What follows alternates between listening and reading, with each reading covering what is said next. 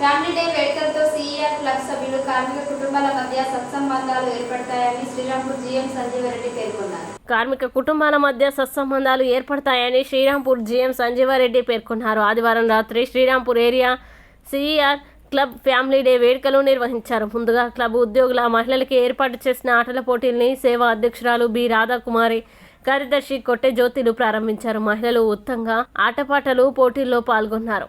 అనంతరం సాంస్కృతిక కళా ప్రదర్శనలో మహిళలు పాల్గొని నృత్యాలు చేశారు. అనంతరం ఆట పాట నృత్యాల్లో పాల్గొన్న మహిళలకి జీఎం బహుమతులు అందించారు.